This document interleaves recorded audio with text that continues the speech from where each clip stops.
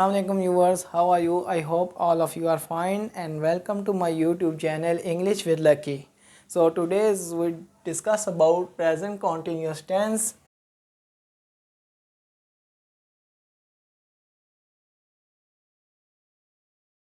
आज हम present continuous tense करेंगे जिसको उर्दू में फ़ेल हाल जारी कहते हैं और इसकी उर्दू में डेफिनेशन ये होगी कि अगर कोई काम मौजूदा ज़माने में जारी हो तो उसे फ़ेल हाल जारी कहते हैं। कोई काम अगर मौजूदा ज़माने में जारी हो तो उसे फ़ेल हाल जारी कहते हैं। पहचान इनकी क्या है? इन फ़िक्रों के आखिर में रहा है, रहे हैं, रही है और रहा हूँ वगैरह जैसे अल्फाज जो हैं आते हैं। रहा है, रहे हैं, रही है और रहा हूँ, ये इनकी पहचान है। अब इनको बनाने का तरीका क्या है? इंग्लिश जुमले में वर्ब से पहले इज़ एम आर लगाते हैं। वर्ब से पहले और सब्जेक्ट के बाद पहले सब्जेक्ट लगाएंगे फिर इज़ एम आर लगाएंगे। अगर फ़िक्रा जो उनसे फ़ेल हाल जारी का होगा, अगर फ़िक्रा फ़ेल हाल जारी का होगा तो सब्जेक्ट से पहले सब्जेक्ट के बाद इज़ एम आर और वर्ब से पहले इज़ एम आर लगाएंगे और वर्ब के साथ ING का इजाफ़ा करेंगे। वर्ब के साथ ING का इजाफ़ा करेंगे। मसलन खतूत डाक में डाले जा रहे हैं। लेटर्स आर बीइंग पोस्टेड, तो यहाँ पे लेटर्स के बाद फ़ौरन आर आ गया है, सब्जेक्ट के बाद आर आया है, फिर वर्ब लगाया गया और वर्ब के साथ ING का इजाफ़ा किया गया और पोस्टेड लगा दिया गया। ये जो उनसे है फ़िक्रा ये पैसिव वॉइस में आ गया है। और अब मैं एक्टिव वॉइस का एक फ़िक्रा आपके सामने लिखता हूँ, तो वो है मैं पाकिस्तान का नक्शा बना रहा हूँ। I am drawing the map of Pakistan. I के फ़ौरन बाद सब्जेक्ट के फ़ौरन बाद एम आ गया, हेल्पिंग वर्ब आ गया और फिर ड्राइंग ड्रा होता है, ड्रा के साथ ING लगा दिया गया, ड्राइंग बन गया। Drawing the map of Pakistan, मैं पाकिस्तान का नक्शा बना रहा हूँ। अब किन फ़िक्रों के साथ इज़ लगेगा, किस फ़िक्रों के साथ एम लगेगा और किस फ़िक्रों के साथ आर लगेगा। ही, शी, इट, जब भी ये फ़िक्रे आएंगे सब्जेक्ट के तौर में किसी भी सेंटेंस में तो इन फ़िक्रों के फ़ौरन बाद जो है इज़ लगाएंगे। और जब भी आई आएगा तो आई के फ़ौरन बाद हम एम लगाएंगे। और जब भी वी, यू एंड दे आएंगे तो इन फ़िक्रों में हम क्या लगाएंगे? आर लगाएंगे। तो ये इन फ़िक्रों की पहचान है कि जैसे ही सेंटेंस में वी, यू या दे आएगा तो आर, सेंटेंस में जैसे ही आई आएगा तो सब्जेक्ट के फ़ौरन बाद और वर्ड से पहले एम लगेगा और इसी तरह ही, शी, इट के फ़ौरन बाद इज़ और वर्ब से पहले इज़ लगाया जाएगा।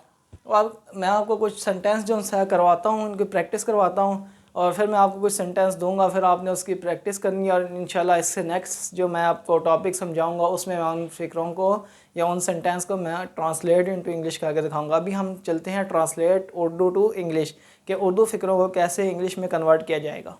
तो स्टूडेंट्स यहाँ पे जो है मैंने कुछ सेंटेंस लिखे हैं और अब मैं उनकी ट्रांसलेट इनटू इंग्लिश करता हूँ। तो उर्दू से इंग्लिश कैसे की जाती है, प्रेजेंट कॉन्टीन्यूस टेंस को हम यूज़ कर रहे हैं, प्रेजेंट कॉन्टीन्यूस टेंस को यूज़ करते हुए हम उर्दू से इंग्लिश कैसे बनाएंगे।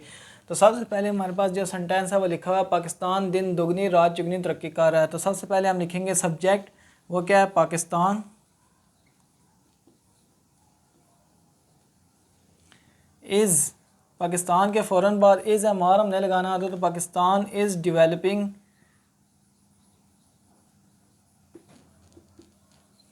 ING का हमने इजाफा कर दिया है। First form of the word develop first form है और उसके साथ ING का इजाफा। तो जैसे ही हम प्रेजेंट कॉन्टीन्यूस टेंस यूज़ कर रहे होंगे तो सबसे पहले सब्जेक्ट लिखेंगे, उसके बाद इज़ एम आर लगाएंगे। तो यहाँ पे सिंगल था, पाकिस्तान कर रहा है तो is developing twice a day and 4 times a night।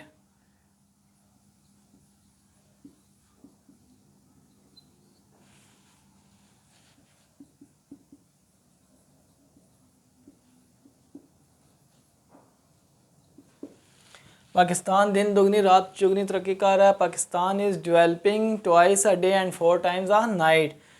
अमीर आदमी खैरात दे रहा है। नेक्स्ट हमारे पास जो सेंटेंस है वो क्या लिखा हुआ है? हमारे पास अमीर आदमी खैरात दे रहा है। अब अमीर आदमी को हम क्या कहते हैं? The rich man.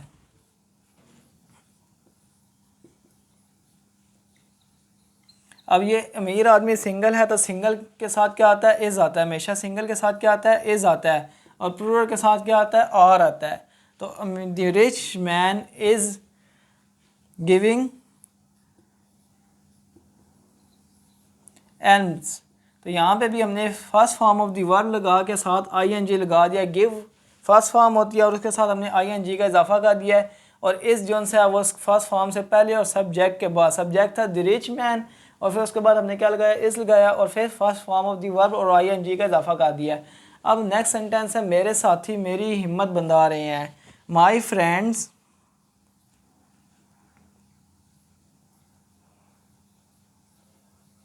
और, क्योंकि फ्रेंड्स जो उनसे हैं वो ढेर सारे हैं, और इनकरेजिंग,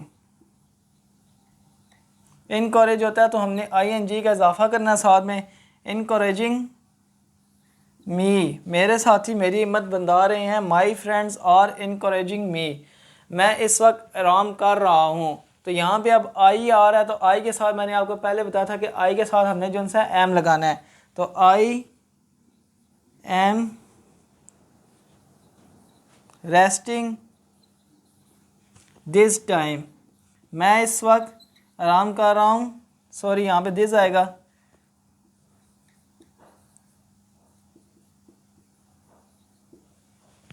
मैं इस वक्त आराम कर रहा हूँ। I M resting at this time, यहाँ पे ऐड भी आएगा।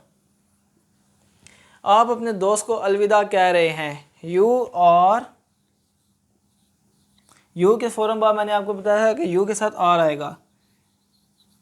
सेइंग, साथ ही first form of the verb और ING का इजाफा, से सेइंग गुड बाय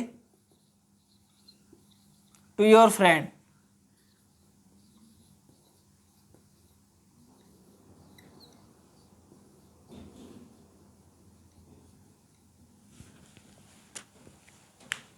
तो ये मैंने 5 सेंटेंस जो उनसे आपके लिए लिखे थे।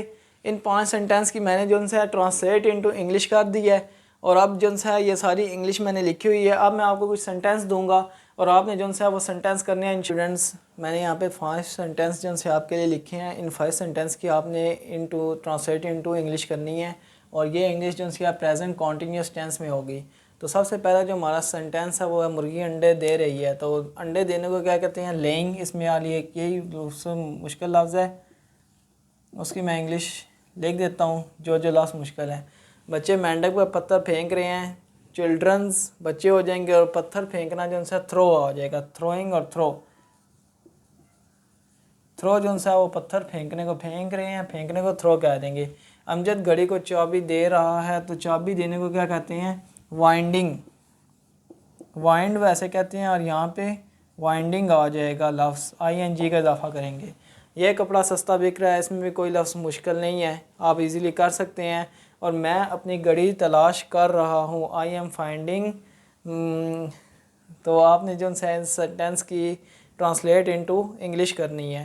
तो ये 5 सेंटेंस हैं। इंशाल्लाह नेक्स्ट लेक्चर जो मैं अपना अपलोड करूँगा उस लेक्चर के सबसे लास्ट में मैं इन लेक्चर के तमाम सेंटेंस की ट्रांसलेट इनटू इंग्लिश जो है मैं आपको करके दिखा दूंगा, मगर आप इसकी प्रैक्टिस करें ताकि आपकी अच्छी तरीके से तैयारी हो जाए।